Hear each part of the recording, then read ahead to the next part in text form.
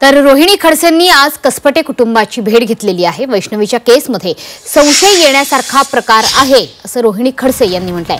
वैष्णवीच्या अंगावर 19 खुणा आहेत। या प्रकरणात सौम्य कलम लावली गेली आहेत। वैष्णवीची ही हत्याच असल्याचं रोहिणी खडसे यांनी म्हटलंय। वैष्णवीच्या अंगावरती जर आपण बघितलं तर 19 ठिकाणी तिला मारहाण झाल्याच्या खुणा आपल्याला दिसत आहेत। एवढं असतानाही आणि प्रथमदर्शनी जे रिपोर्टमध्ये दिसत आहे ते पण तिला की मारहाण केलं गेलेलं आहे आणि खूप मोठ्या प्रमाणामध्ये तिच्यावरती त्यावेळेस अत्याचार पण करण्यात आले आहे। आता ती हत्या आहे का आत्महत्या आहे? आमचं तर म्हणणं आहे की ती हत्याच आहे, कारण जे काय आपल्याला तिच्या बॉडीवरचे मार्क्स दिसत आहेत, माणीला जसं मार्क्स असायला हवं की हत्या झाल्यानंतर जर तिने फाशी घेतली असती तर ते तसं दिसत नाहीये।